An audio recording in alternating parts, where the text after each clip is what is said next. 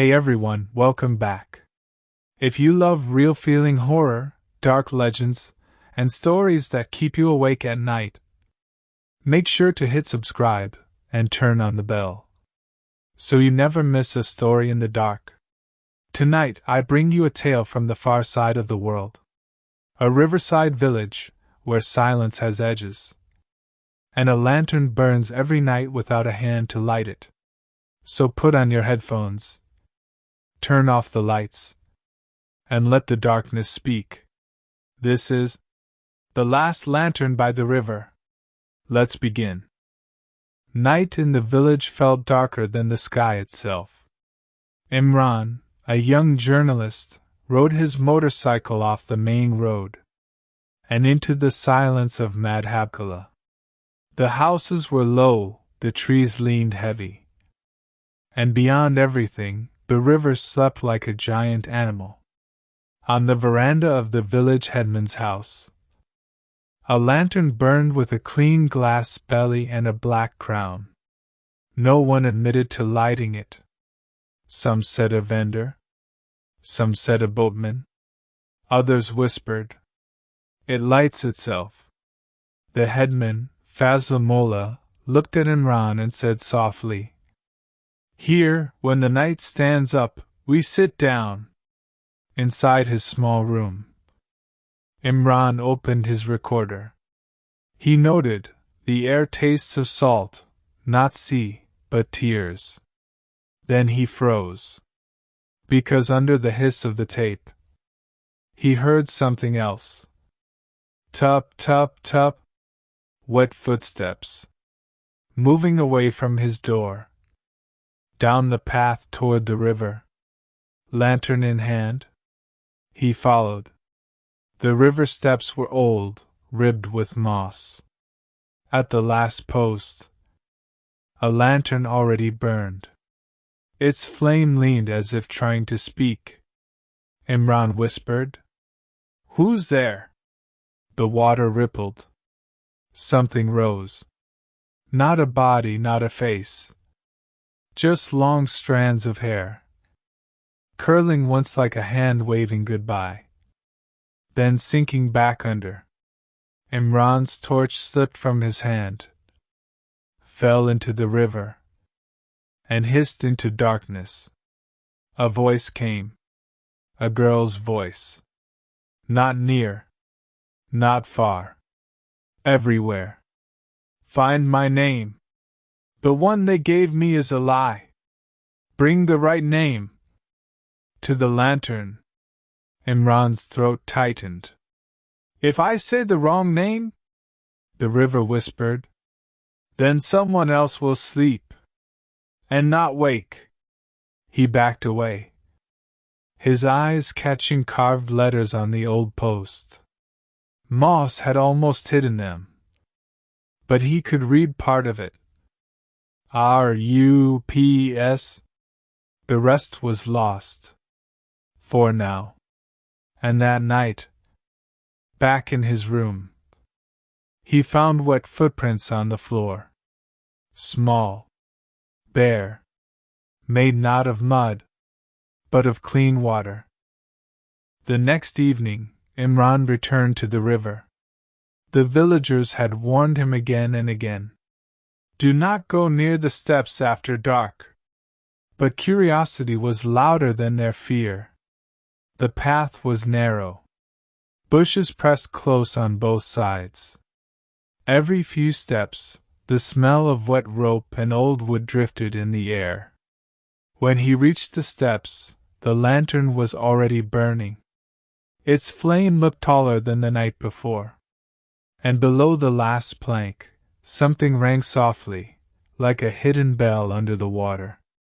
Imran lowered the lantern and saw it. Half buried in the mud was an old fishing boat. Its ribs were broken, its floor cracked open like a wound. Inside, he noticed something strange. Not bones, not stone, but a pair of ankle bells. Gungru, rusted yet waiting to dance. Imran whispered, "Rupsa?" His voice trembled. The river gave no reply. He switched on his recorder and spoke. Field log. Night 2. Boat wreck under the steps. Found anklets, possible link to missing girl. Then the recorder hissed back. But it was not empty hiss. It was an echo. A woman's voice repeating his words. Twisted. Broken. Night 2, anklets, girl, girl, girl. Imran froze. The echo grew louder. It began to say things he had never spoken. My anklets, my dance, they pushed me. The lantern's flame split in two. Like an eye-opening. The river lifted. A wave without wind. The broken boat shuddered. As if something inside wanted to come out. Imran stumbled back, his chest tight with fear. He looked again at the carving on the post. Rupsa. Now the name was clear. But the river demanded more. Not only the name. The truth. Behind him, the echo whispered again. If you fail me, another will drown. Imran turned and ran. The echo followed. And the sound of anklets rang in the storm. A dance that had never ended. The storm passed, but the river did not rest. All night Imran felt the weight of the name he had uncovered. Rupsa. A name carved in wood, whispered in echoes, tied to anklets at the bottom of an old boat. The next morning, he went to the village school. The children sat on wooden benches, scratching letters onto slates. Each letter was written, erased, then written again. As if names themselves were too fragile to last. The headmaster, a thin man with tired eyes, brought out old ledgers. The books smelled of dust and insects. Pages curled at the edges. Ink faded to the color of ash.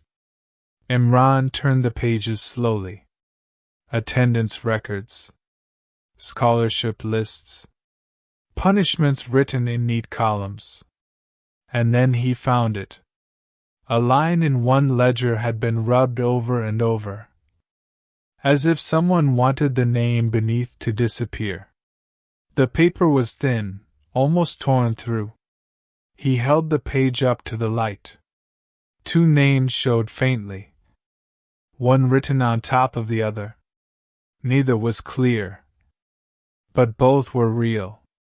Imran asked. Who was this? The headmaster hesitated. Finally he said, We had a girl who danced in the temple courtyard. She stopped coming one day.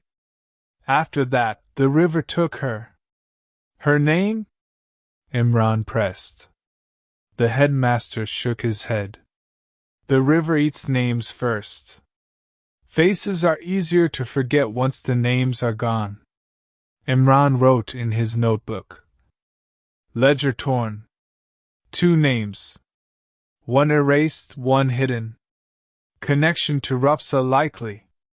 Truth deliberately buried. Later that day he visited the mosque. The imam kept another book. A burial register. Locked in a wooden chest with the marriage records. The pages were heavy. Each one marked with names of the dead. Imran searched carefully. And there, among the lists, was a strange entry. A girl buried under a name that did not belong.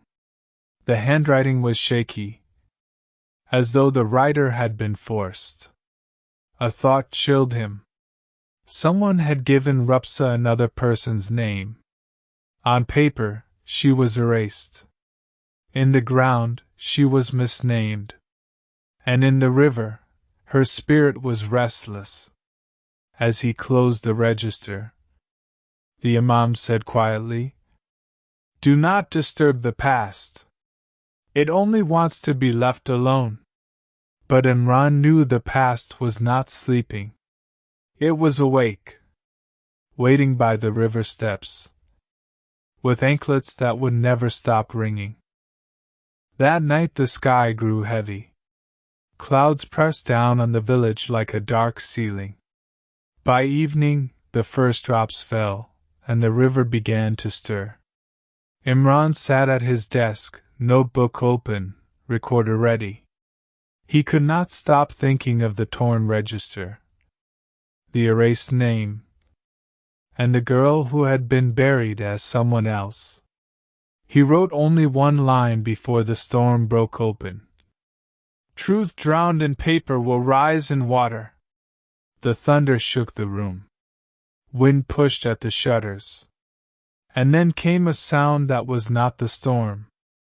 A scream. Faint, stretched, and carried by the river. It rose and fell like the voice of someone fighting the current. Imran froze. The scream came again. It was not a single cry, but many. Layered voices, twisting into one long wail. He grabbed the lantern and stepped outside. Rain slashed down in sheets. The path to the river was a stream of mud. But the sound pulled him forward. At the steps, the lantern flame barely held against the wind. The river thrashed like an animal in pain. Lightning flashed. And in that instant, Imran saw it. Something floating at the edge of the water. Not wood. Not debris. A bracelet. Glass bangles, glowing faintly in the lightning. He bent down and lifted one. It was cracked, but whole enough to hold. When he touched it, his palm stung as if the glass were alive. He raised it to the lantern. The bangle was wet not only with rain. It carried a faint trace of salt. Not the salt of the sea, but the salt of tears. The storm roared louder. As if, angry, he had taken it. The river rose higher, slapping against the steps. And in the thunder, Imran thought he heard a voice whispering his name. Not from the shore. From beneath the water. Imran! His breath caught. The sound came again, closer, clearer. Imran, bring me back! The lightning faded. Darkness swallowed the river. Only the wet bangle gleamed in his hand. A circle of glass and sorrow. He turned and ran up the path. Behind him, the cry of the storm did not fade. It followed him, echoing through every gust of wind. Imran did not sleep well after the storm. When he finally drifted into half-dream, he felt as if the river itself was breathing inside his chest. He woke before dawn, sweating. The cracked glass bangle still on the table beside him. The room was quiet. Too quiet. He sat up, rubbing his eyes. Then he noticed the floor. Wet. Not spilled water, but neat footprints, as if someone had walked barefoot across the room. The prints were small, delicate, the kind a young woman might leave after stepping out of a river. They trailed from the door to the window. But when he checked, the window was locked. Outside, the ground was dry. The prints ended at the wall, as though the walker had simply vanished. Imran whispered to himself, "This cannot be real." Yet his heart knew otherwise. He opened his recorder. Field log. Morning after storm. Water prints found inside the room. No sign of entry. Possible supernatural occurrence. As he spoke, a drop of water fell onto his hand. He looked up. The ceiling beams were dry. Another drop fell. And another. each one cold, heavy, falling from nowhere. Imran's pulse quickened. The water collected in a thin stream, crawling toward the bangle. It circled the glass, like fingers trying to hold it. Then came the voice. Soft. Close. Inside the room. My name, bring my name. Imran snatched the bangle and pressed it into his notebook. He whispered, Rupsa. Is that your name? The water stopped moving. For a moment, silence. Then the voice returned. Low and heavy. No, not complete. A chill ran down his spine. He understood now. The carving on the post. The torn page in the register. The wrong entry in the burial book.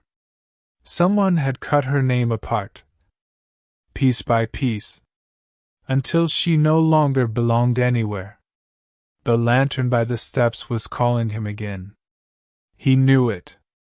He could feel it. And if he did not answer, someone else would. By evening, the village seemed restless. People spoke in half-sentences, glancing toward the river as though it could hear. Children were kept indoors, and even the dogs stayed away from the steps.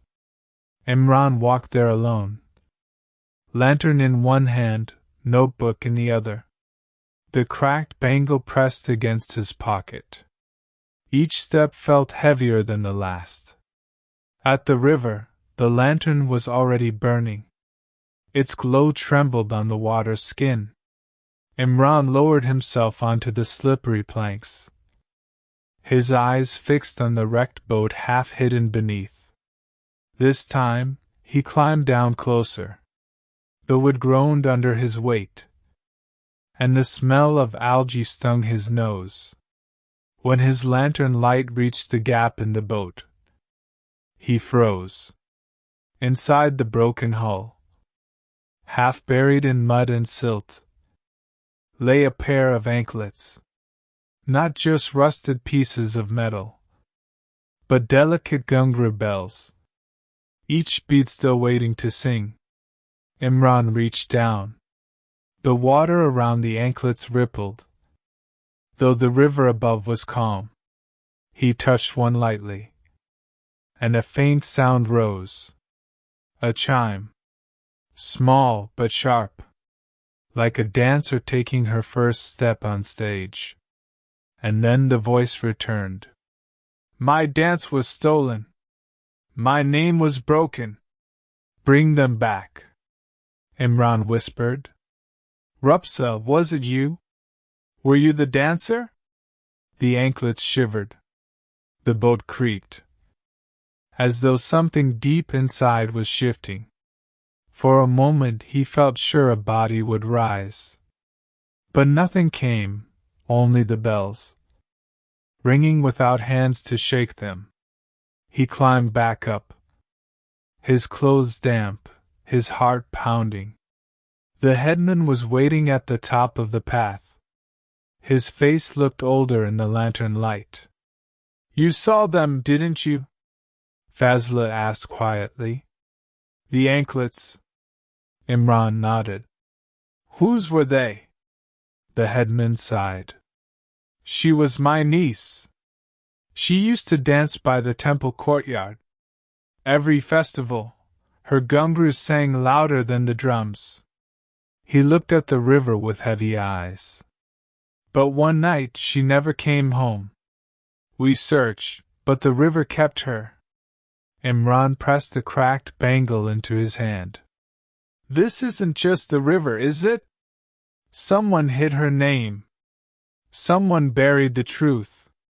Fazla did not answer. His silence was answer enough. The lantern flame bent sharply, as if tugged by an unseen hand. The anklets below chimed once more. Imran felt it deep in his bones. The river was not finished, and neither was Rupsa. Imran could not ignore it any longer. The anklets, the torn registers, the wrong name in the burial book, all pointed to the same secret. Rupsa had not only drowned, she had been erased. The next day, he sought out the older villagers. At first, no one wanted to speak. But when he mentioned the anklets, faces went pale. Some turned away. Others crossed their foreheads, as if to ward off evil. Finally, one old boatman broke the silence. "She was taken on night," he said. Many girls were gathered at the steps for the festival. The lanterns floated on the water, and music carried across the river. But a boat waited in the dark. Men with power, men with money. They chose her because she danced. She never came back. Imran felt his blood run cold. This was no accident. No mere drowning. It was something far worse. "Who were the men?" Imran asked. The boatman spat into the dirt. "Names bring trouble. They still live among us. Respected, untouchable. But the river remembers." That night, Imran returned to the steps. The lantern was burning as always. He held up the cracked bangle and whispered, "I know what happened. They tried to silence you. But your name is still here." The river stirred. The anklets below rang faintly, as if answering his vow. But then came another sound. A whisper behind him. He turned sharply. But no one stood there. The whisper came again, closer. "Be careful. Truth costs blood." Imran's skin crawled. He knew it was not the river speaking this time. It was the living. Someone in the village did not want him digging deeper. The lantern flame leaned sideways, throwing his shadow long across the steps. And for a moment, he thought he saw another shadow standing beside his own. A woman's silhouette, hair dripping, anklets glinting in the weak light. Imran whispered into the night, "Rupsa, I will find your name, and I will make them speak it." The shadow bowed its head slowly, then melted back into the dark. The villagers warned him again and again. "Do not call her. Do not speak her name by the river." But Imran could not stop. The truth pressed on his chest like a weight. He carried the cracked bangle in his pocket, and the lantern in his hand. This time, he did not wait for dusk. He went when the night was full, when the stars hid behind clouds, and the river was black as oil. At the steps, the lantern was already burning. It swayed gently, casting long shadows on the water. The old post with the carving of Rupsa's name stood like a silent witness. Imran placed the lantern on the ground. He lifted the bangle and held it up. The air felt heavier, colder. It was as if unseen eyes had opened around him. "I am here," he whispered. "I have found your anklets. I know they broke your name. Tell me what to do." The river rippled though there was no wind. And then the voice rose. Not faint this time, but strong, carrying across the water. "Light the lantern, with my name." Imran's hand shook. He lit a fresh wick inside his own lantern, and whispered into the flame, "Rupsa." The flame flared high, splitting into two, then bending together into one steady light. The river seemed to bow toward it, waves falling silent for a heartbeat. Then the voice came again. Not enough. They buried me under another name. Find it. Bring both names to the light. Imran's breath caught. The truth was worse than he imagined. Not only had they erased her, they had replaced her. A false name on paper. A false story for the village. The lantern's glow stretched long across the water. And in that glow, Imran saw her. A shadow of a young woman standing on the last step. Barefoot, hair dripping. Anklets glimmering faintly. Her face hidden in the dark. Light it for me, she whispered. Light it with the truth. Imran's heart pounded. He bowed his head to the lantern. I will. I promise. When he looked up, the shadow was gone. But the flame burned brighter than ever, as if it had swallowed her sorrow. Imran could no longer sleep.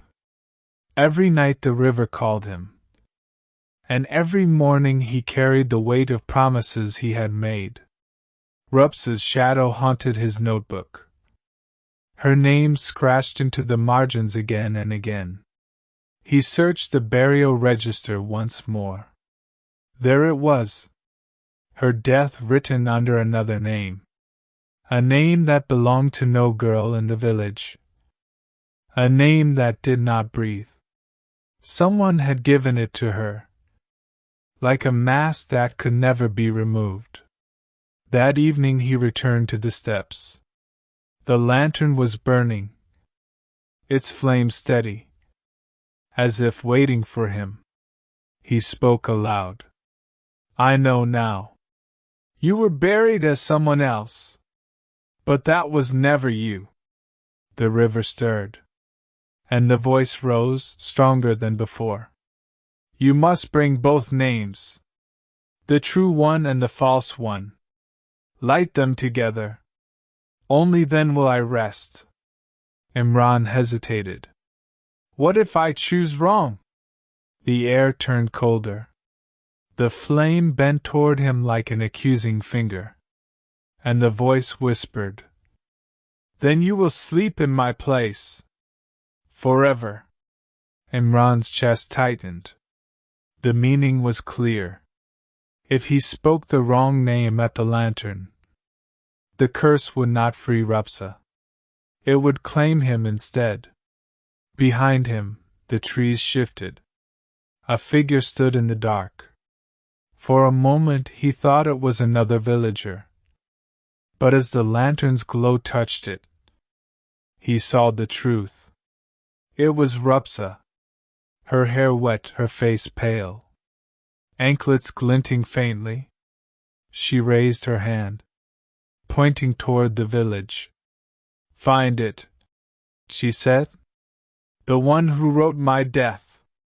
He still walks in the daylight. Bring his name. Only then can mine be whole. The figure faded into mist. But her words clung to Imran's skin. He turned back to the lantern. It flickered once, then burned steady again. But the warning remained in his ears. If he failed, if he spoke the wrong name, the river would not forgive him. Imran knew the end was close. The truth was no longer hidden in paper or whispers. It was alive in the river, waiting for him to finish what had begun. He went to the headman's house one final time. Fazla Mullah sat silent on the veranda, the cracked bangle glinting faintly in his palm. Imran looked him in the eyes. Who signed her death with another name? He asked. The old man's face tightened. At last he whispered. They made me. Powerful men. They said if I wrote the lie, the village would be safe. But the river does not forgive lies. Imran's heart pounded. So you buried her as someone else. Fazla bowed his head. She was Rupsa. But on the page, she became another. That false name still lives in the register. Imran left without another word. He carried both names with him, the true and the false. At the river steps, the lantern was waiting, its flame steady, tall, unblinking. He placed the bangle beside it. Then he spoke. Rupsa. And the name they forced upon you. He said them both, letting the words bleed into the night. The flame leapt high, splitting into two, then merging into one brilliant light. The river fell silent, as though holding its breath. And then she appeared. Rupsa. No longer a shadow, but clear, standing on the last step. Her face calm, her eyes bright. The anklets on her feet rang softly. Not in sorrow, but in freedom. She looked at Imran once, a faint smile touching her lips. Then she turned toward the river. The water rose and welcomed her, and as she stepped into it, her body dissolved into light. The lantern's flame bent low, as if bowing to her. Imran felt the weight lift from his chest. The river was quiet now. The curse was broken. But as he turned to leave, something caught his eye. The lantern did not go out. It burned brighter, casting its glow across the path behind him. And in that glow, he saw another shadow. Not Rupsa's. Another face, another story, waiting to be heard.